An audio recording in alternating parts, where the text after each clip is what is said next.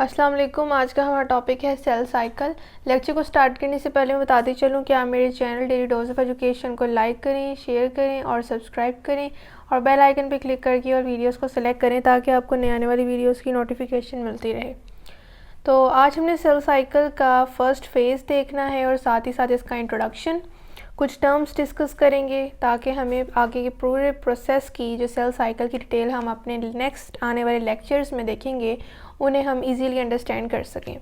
तो cell cycle की सबसे पहले हम डेफिनेशन देखेंगे कि सेल साइकिल हमारे पास, जिसको हम period of life cycle of cell कहते हैं, इसकी डेफिनेशन क्या है।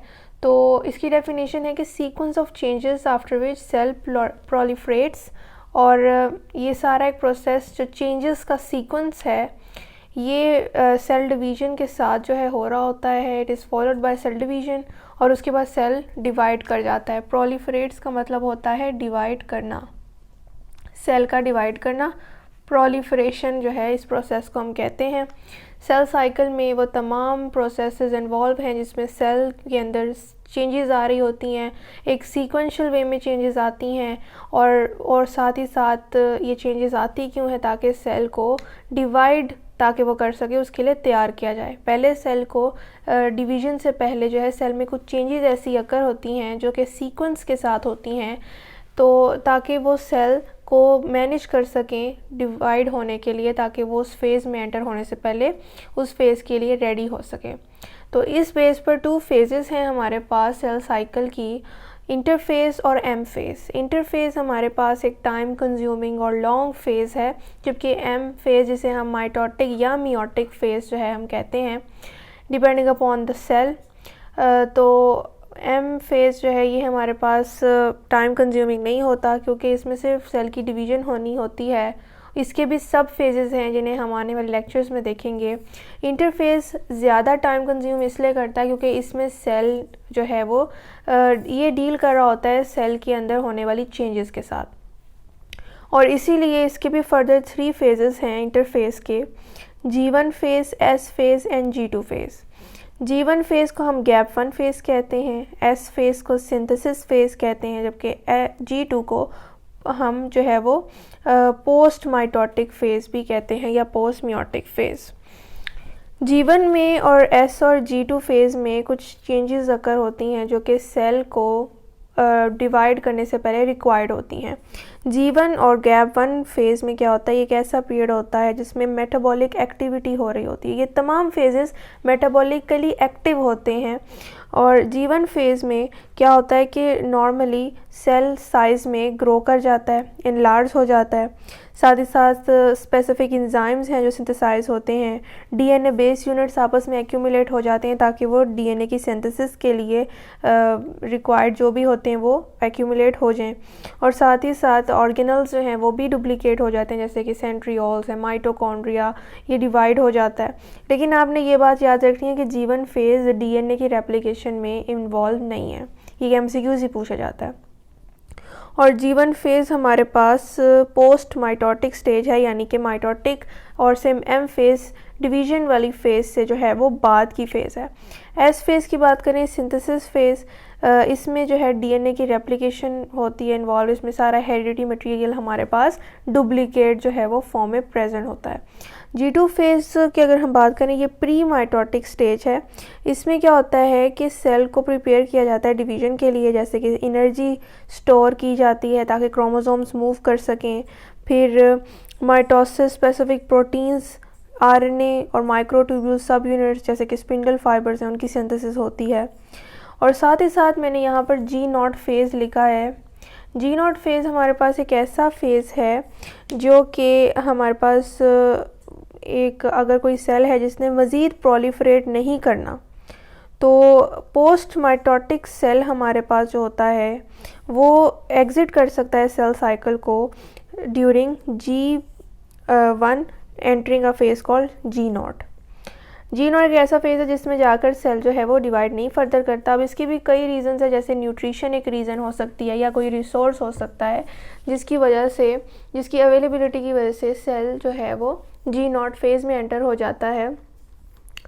और ड्यूरिंग G1 फेज़ के दौरान जो है वो G0 में एंटर हो जाता है। यहाँ पर मैंने ये डायग्रामेटिकली ड्रॉ किया है कि G1, S और G2 के बाद से हमारे पास M फेज़ है जिसमें सेल डिवाइड कर जाता है इन सब फेजेस से गुजरने के बाद, और ये सारी फेजेस कलेक्टिवली कहलाती हैं इंटरफेज़।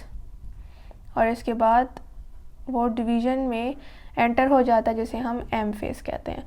और G1 के साथ यहाँ पर मैंने G0 का ड्रॉ किया है, यानी अगर सेल चाहे तो वो कुछ रिसोर्सेज की अवेलेबिलिटी के बाद जो है वो वापस अगर एंटर होना चाहे सेल साइकिल में तो वो सेल साइकिल में एंटर भी हो सकता है।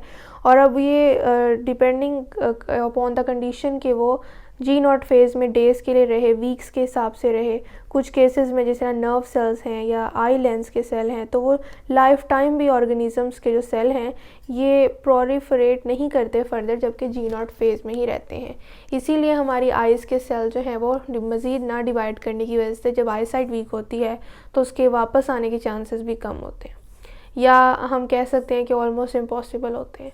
अगर हम बात करें average life cycle of cell की तो वो हमारे पास 24 आवर्स होता है। ये आपसे MCQs पूछा जा सकता है। और हमारे पास लेंथ जो है हर फेज़ की वो भी वेरी कर रही होती है, और डिफरेंट पॉइंट्स पर चेक पॉइंट्स भी होते हैं जो कि सेल की इंटरनल कंडीशन के मुताबिक उसको मज़ीद आगे जो है वो साइकिल में प्रोसीड करने में हेल्प करते हैं। और अगर किसी सेल में कोई भी इंटरनल मेकअप जो है उसकी डेफिशिएंसी हो तो उसे वहाँ से सेल साइकिल से रिमूव हो जाते हैं, वो मज़ीद आगे प्रोसीड नहीं कर पाते। और वो डिफरेंट चेक पॉइंट्स भी हमारे पास सेल साइकिल के डिफरेंट लेवल्स पर प्रेजेंट होते हैं जो सेल की इंटरनल कंडीशंस को देखते हैं। अगर हम बात करें in case of human cell तो एवरेज सेल साइकिल का जो 24 आवर्स का मैंने आपको बताया है टाइम पीरियड होता है। माइटोसिस उसी तरह 30 मिनट्स का। G1 फेज़ हर फेज़ के जो है ये लेंथ वेरी करती है, जिस तरह G1 फेज़ 9 आवर्स का, S फेज़ 10 आवर्स और G2 फेज़ 4.5 आवर्स का होता है। जबकि आपकी बुक में एक एक्स्ट्रा इन्फॉर्मेशन इन्वॉल्व है कि फुल साइकिल हमारे पास जो ये सेल कवर अप करता है वो 90 मिनट्स में करता है, यानी 90 मिनट्स में उसका पूरा एक एवरेज सेल्स लाइफ साइकिल और सेल साइकिल जिसे हम कहें होता है। सेल साइकिल असल में हमारे पास पीरियड है लाइफ साइकिल ऑफ सेल का। सेल का पूरा लाइफ साइकिल एक सेल साइकिल कहलाता है जो कि फॉलोड बाय सेल डिवीज़न। तो ये इसके मेन फेजेस थे। अब हमने इंटरफेस को तो अच्छी तरह देख लिया। आज हमने डिस्कस किया कि किस तरह सेल डिवाइड होने से पहले उसकी प्रिपरेशन किस तरह से होती है, उसमें इंटरफेस इन्वॉल्व होता है, उसको भी मज़ीद 3 सब फेजेस में डिवाइड किया गया। और साथ G0 फेज़ है जो कि G1 के दौरान हमारे पास जो है वो सेल के पास एक अथॉरिटी होती है कि वो अगर चाहे तो सेल साइकिल को एग्जिट करके फर्दर प्रोलिफरेशंस को इग्नोर भी कर सकता है और चाहे तो वापस भी आ सकता है। और ये डिपेंड करता है कि वो कौन सा सेल है, उसके मुताबिक वो डेज़, वीक या लाइफ टाइम जो है वो प्रोलिफरेट हुए बगैर G0 फेज़ में रह सकता है। तो ये था आज का हमारा टॉपिक। कल इंशाल्लाह हम डिस्कस करेंगे M फेज़ के पहले पार्ट को जो कि माइटोटिक फेज़ है, जिसमें हम डिस्कस करेंगे कि ये सारी चेंजेस के बाद जिसमें सेल ग्रो करता है उसमें कुछ चेंजेस आती हैं ऑर्गेनल की, और जहाँ तक कि हेरिडिटी मटेरियल तक डुप्लीकेट हो जाता है तो उसके बाद उसकी डिवीज़न में कौन कौन से फेजेस जो हैं वो अकर होते हैं। तो आई होप आपको आज की लेक्चर की समझ आई होगी। अगर कोई क्वेश्चन हो तो आप कमेंट में ज़रूर पूछें। मैं फिर बताती चलूँ कि आप मेरे channel daily dose of education को लाइक करें, शेयर करें और सब्सक्राइब करें, और बेल आइकन पर क्लिक करके और वीडियोज़ को सिलेक्ट करें ताकि आपको नए आने वाली वीडियोज़ की नोटिफिकेशन मिलती रहे। शुक्रिया। अल्लाह हाफ़िज़।